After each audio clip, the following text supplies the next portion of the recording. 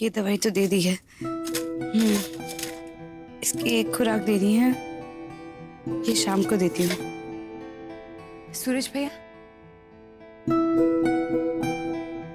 भाभी, सूरज भैया, ये लीजिए आपकी दुकान की पिछले 1 हफ्ते की कमाई।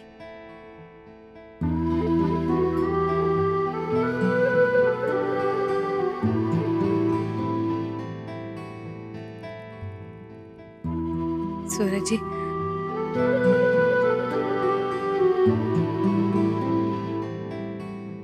ये वो कमाई ना है छवि जो तुमने 1 हफ्ते में कमाई है, बल्कि ये तो वो कमाई है जिसने एक लाचार और बेबस भाई को ये एहसास दिलाया कि कैसे उसकी बहन और पूरा परिवार उसके साथ खड़ा है जब वो हाथ में हिलाने के लायक भी ना था। संध्या, आपको पता है बचपन से छवि को मैंने हमेशा एक बच्ची की तरह पाला है। इसके लिए कितना लड़ा हूं बापू से, और आज ये बच्ची कब छोटी से बड़ी होगी मुझे एहसास ही नहीं हुआ। सूरज भैया, ये पैसे आप खुद दीजिएगा भाभू को, जैसे आप हमेशा देते आए। लेकिन मैं चाहता हूं कि आज ये पैसे मेरी छोटी सी बहन खुद अपने हाथों से बापू को दे। बापू को अच्छा लगेगा जब अपने हाथ से दोगे ना, तो बापू को इस चीज का एहसास होगा कि मुसीबत आने में सिर्फ बेटे नहीं बल्कि बेटियां भी काम आती हैं। संध्या जी, दे दो। बिल्कुल सही कहा सूरज जी ने छवि। ये पैसे तुम खुद भाभू को देना। लो। जी भैया, मैं भी। 1 हफ्ता कितनी जल्दी बीत गया ना सूरज जी, पता ही नहीं चला। हाँ संध्या जी, 1 हफ्ता बीत गया और 1 हफ्ता हो गया आपने घर से बाहर कदम नहीं रखा। ये ठीक ना है। वैसे आपसे बिना पूछे मैंने एक बात की है ओम से। मैंने उसको बोला है कि एक नर्स का इंतजाम कर दे जो यहाँ पे हर समय रह के ये छोटी मोटी चीजें कर सके, दवाई खिलाना, मुझे उठाना बैठाना। नर्स क्यों सूरज जी, मैं हूं ना, मैं ठीक से नहीं कर रही क्या? नहीं सूरज जी, आपने सही नहीं किया, बिना पूछे नर्स को बुला लिया आपने। ये मेरा काम है, मैं ही तो करूंगी, नर्स क्यों करेगी? नहीं संध्या जी, ये जब आपका काम ना है, आपको इससे भी बड़ा काम करना है, आपकी ड्यूटी पे जाना है। ये छोटे मोटे काम को करने की आपको चिंता करने की कोई जरूरत ना है। आखिर आप कब तक घर पे बैठेंगी? आपको ऐसे छोड़कर मैं ड्यूटी पे चली जाऊं? कैसी बात कर रहे हैं आप सूरज जी? सूरज, मैं कहीं नहीं जाऊंगी, मैं ड्यूटी पर नहीं जाऊंगी। मैं आपको ऐसे छोड़कर नहीं जा सकती सूरज जी, और मैं कर रही हूँ ना सारा काम। नर्स नहीं आएगी। नहीं संध्या जी, मैं नहीं चाहता कि मेरी वजह से किसी का कोई काम रुके, किसी की जिंदगी में कोई बदलाव आए, क्योंकि मैं तो यही चाहता हूं कि अपना घर परिवार वैसे ही चले जैसे पहले चलता था। ऐसा देख के मुझे खुशी होगी, नहीं तो मैं इन सब चीजों के लिए अपने आप को दोषी मानूंगा। प्लीज सत्या जी, आप मना नहीं करेंगे? जिद मत कीजिए सूरज जी। ड्यूटी पे जाएंगे ना मेरी खातिर, अपने देश की खातिर। वेद,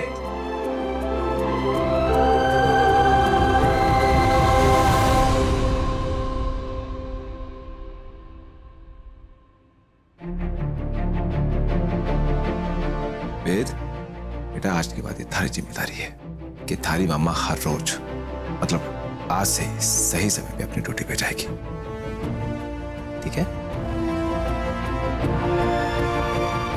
रे महारा राम जी, रे सूरज की चिंता ना तू मना कर संध्या बीननी, मैं हूं ना, सूरज के पास मैं रहूंगी। तू तो बस ठाकुर जी को नाम लेकर के ना ड्यूटी पर जा, हाँ, निश्चिंत होकर जाए। क्यों चरा चाय पीने? हाँ हाँ भाभो, थारी बीननी ड्यूटी पे जाएगी। चलिए मम्मा, पापा की इतनी सी बात मान लीजिए ना। मम्मा मान जाओ ना प्लीज। हाँ बेटनी, जा बेट की बात मान ले।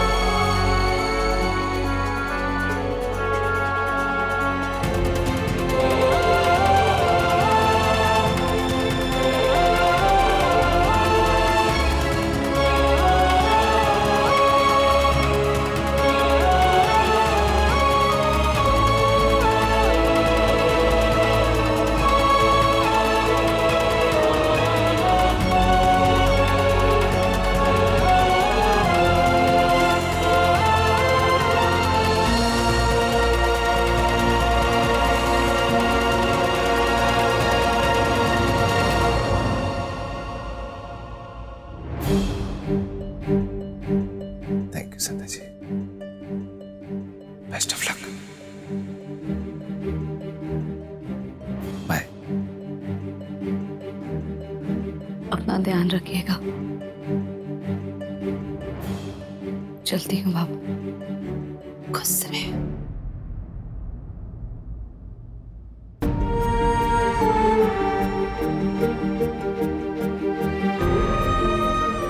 मैंने जानता कि मैं कभी अपने सपने को पूरा करने लायक बनूं या ना, पर इस वजह से मैं आपके सपने को दूर नहीं कर सकता संध्या जी, कभी नहीं। ये वर्दी ही आपका सपना है, आपकी पहचान है, और हम सब घर वालों का ग्रुप है। आप ऐसे ही आगे बढ़िए, अपने सपनों के लिए जीने की कोशिश कीजिए।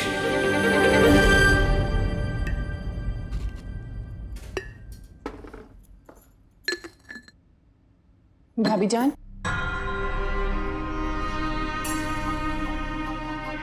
आप ऐसे काम पर जाएंगी क्या? क्या हुआ? भाभी जान, हम आपकी ड्रेस की बात नहीं कर रहे हैं, हम आपके चेहरे की मुस्कुराहट की बात कर रहे हैं। भाईजान कभी आपको ऐसे काम पर जाने देते हैं क्या? आप क्यों परेशान हो रहे हो? हम सब है ना घर पे उनका ख्याल रखने के लिए। और वैसे भी ओम जीजू ने बोला था कि हॉस्पिटल से जो केयरटेकर आया है वो बहुत अच्छा है। आप प्लीज मुस्कुरा के काम पर जाइए।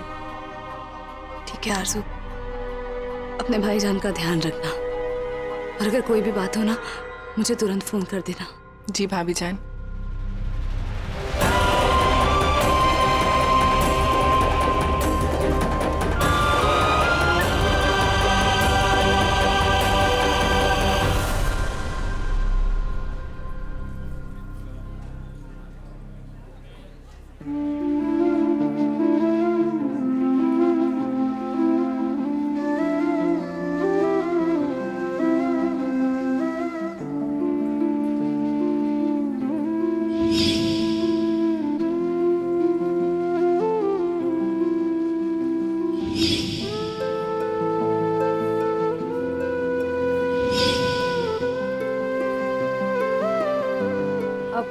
बिरजू भाई, थोड़ा सा पानी चाहिए मुझे।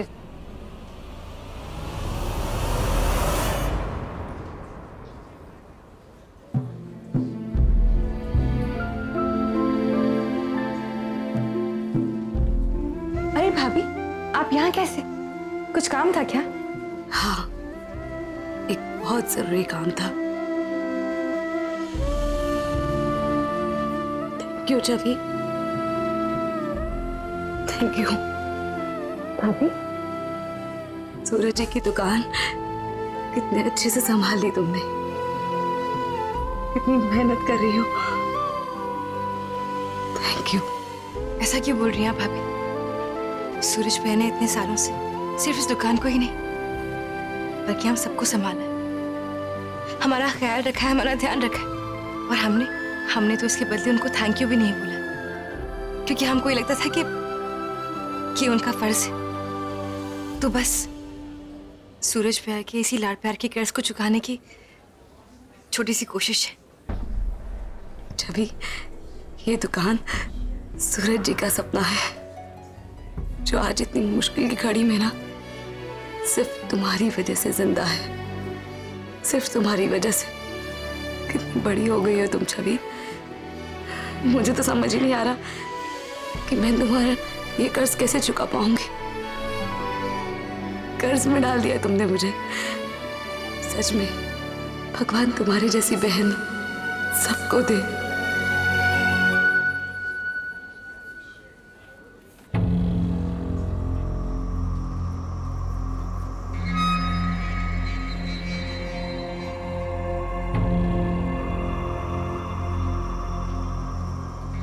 भाई साहब, आपको जो चाहिए ना वो सारी खोज खबर मैंने पता कर ली है। मैं करता हूँ फोन।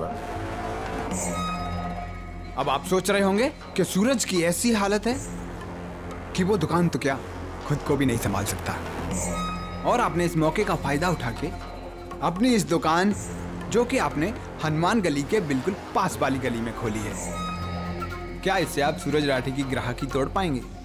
लेकिन जहां तक मैं देख के आया हूं, मुझे नहीं लगता कि आपकी ये मंशा पूरी हो पाएगी। क्या मतलब? मतलब यही कि सूरज भले ही दुकान संभालने की हालत में नहीं है, लेकिन सूरज की जगह उसकी छोटी बहन सब कुछ बहुत अच्छे से संभाल रही है। सूरज की गैर हाजिरी में भी दुकान वैसे ही चल रही है जैसे अब तक चलती आई है। बहुत ग्राहकी है वहां पे। सूरज की बहन? सूरज तो नहीं है ना? दुश्मन का सामना करने से पहले दुश्मन को समझना बहुत जरूरी है, और मैं भी कोई खाली नहीं बैठा था। छवि के बारे में मैंने बहुत कुछ जान लिया है। मुंबई में चलती फिरती फैशन की दुकान छोड़कर यहाँ मिठाई की दुकान में बैठना, इतना प्रेम अपने भाई के लिए, गड़बड़ है बॉस। जो दिखता है वो कभी कभी वैसा होता नहीं है। कभी कभी पर्दे के पीछे सच्चाई कुछ और होती है। बात क्या है? बात तो ये है कि समय से पहले अपने पत्ते खोलने वाला हमेशा हारता है। और वैसे भी छवि मेरा टारगेट नहीं है। मेरा मकसद है राठी मिष्ठान भंडार, जिन्हें पछाड़ कर मैं अपनी ये दुकान जमाना चाहता हूं। मैंने बड़े अरमानों से ये दुकान सजाई है, पर मेरे ये अरमान अब सच होके ही रहेंगे।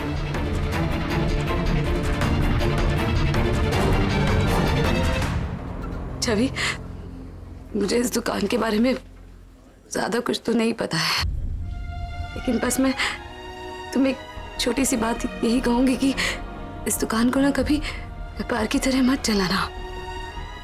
सूरज जी के लिए दुकान कभी पैसे कमाने का जरिया नहीं रही। उन्होंने इसे हमेशा मंदिर की तरह ही सम्मान दिया है। इसलिए छवि, कभी पैसों में भले ही नुकसान हो जाए, यहाँ के स्टैंडर्ड में कभी कोई कमी नहीं आनी चाहिए। भले ही हमारी तरफ से लागत लग जाए, लेकिन क्वालिटी कभी कॉम्प्रोमाइज नहीं होनी चाहिए।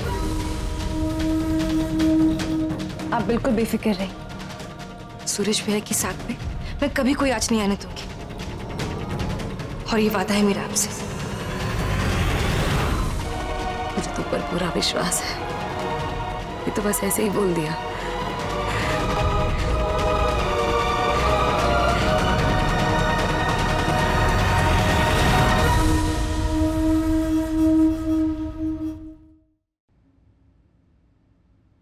मजा चाय।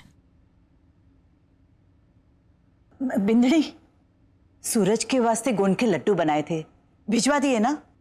जी मासा। मासा, एक अच्छी खबर है।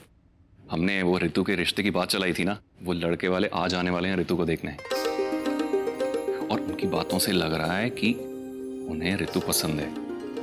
लड़का खानदानी है, पढ़ा लिखा परिवार है। ठाकुर जी के आशीर्वाद से आज उनकी हाँ हो जाए तो हमारी ऋतु बहुत ही बढ़िया घर में जाएगी। माफ कीजिएगा मासा। मासा, मुझे नहीं मिलना है किसी लड़के से। मैं नहीं चाहती हूँ कि कोई आए मुझे अपनी नजरों से जज करे और फिर से मना कर दे।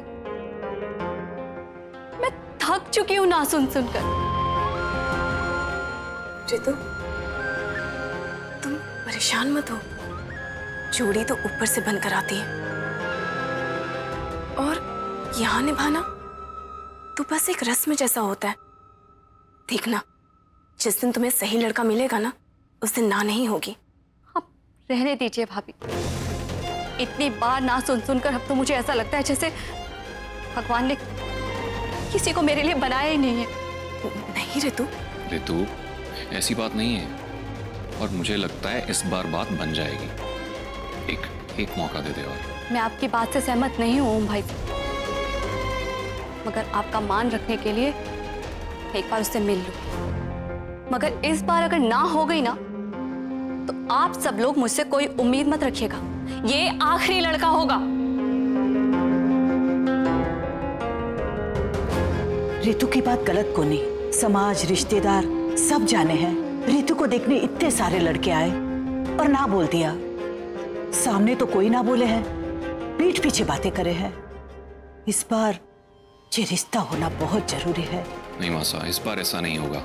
और मासा, ये रिश्तेदार, ये समाज, ये तो बातें करते ही हैं। मुझे उनकी परवाह नहीं है, मुझे रितु की परवाह है। उसे लगने लगा है कि उसी में ही कुछ कमी है और वो अपने आप को दोषी मानने लगी है। अच्छा, ये सब अच्छा नहीं है उसके लिए। मासा, ओम, आप लोग बिल्कुल भी परेशान मत होइए। शाम को मेहमानों के लिए सारी तैयारियां मैं खुद करूंगी। और देखिएगा, इस पर ठाकुर जी ने चाहा तो ये रिश्ता हाथ से नहीं जाएगा। आप दोनों बस धीरज रखिए और इस पर रितु के रिश्ते की सारी जिम्मेदारी मेरी है।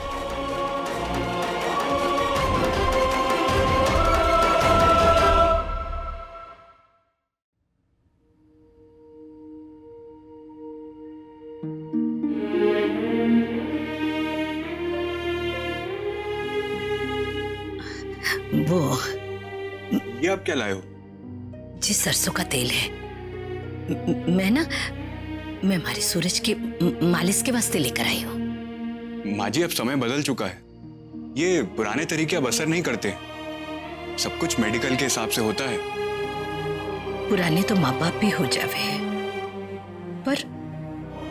पर उनका आशीर्वाद तो भले ही है ना। बेटा, मानती हूं मैं कि ये तरीका पुराना है, पर छोरा, आज के बजाय ना पुराने लोगों के शरीर ज्यादा स्वस्थ रहते थे, क्योंकि वो लोग जो पुराने नुस्खे आजमाया करते थे और उनका परिणाम भी ना 100% खरा उतरता था। जे सरसों के तेल से मालिश ना खून का दौरा बढ़ावे है और शरीर में मजबूती पैदा करे है। मैं तो सालों से ये इस्तेमाल करती आई हूँ। हमारे को इस पर पूरा विश्वास है। बाबू, एक काम, तू ये तेल इनको दे दे, ये लगा देंगे। अच्छा लाइए, मैं कर देता हूँ। ना छोरा, जिस बात पर विश्वास ना हो ना, उसे ना करना चाहिए। मैं पूरे विश्वास के साथ करूंगी। और सबसे बड़ी बात है कि इसमें माँ का प्रेम शामिल होगा, तो फिर हमारे छोरे ने कहीं असर न करेगा, है ना छोरा?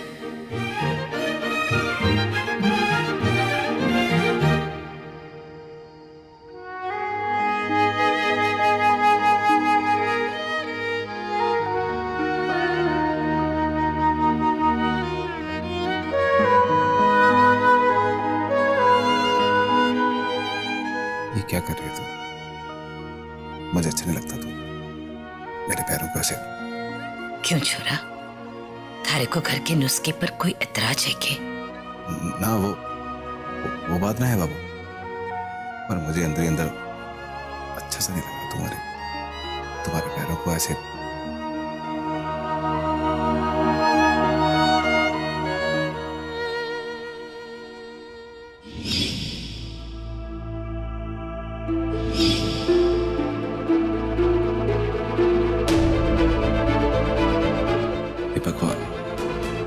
ये कैसे दिन दिखा दिए तूने? उम्र के इस पड़ाव पे जहां मुझे अपनी भाभों की सेवा करनी चाहिए, वहां मेरी भाभी मेरी सेवा कर रही है।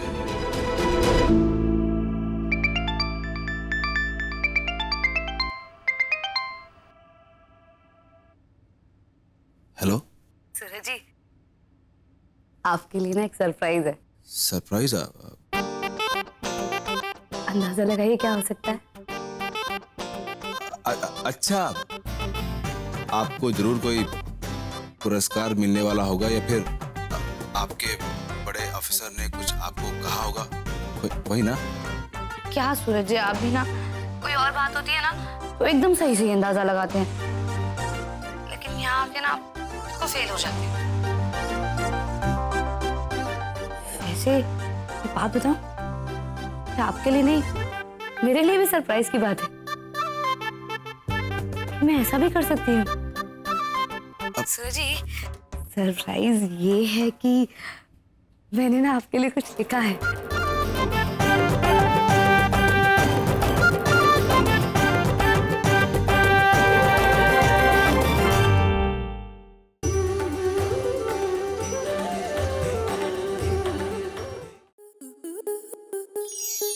आपके मनोरंजन पर अब नहीं लगेगा कोई ब्रेक।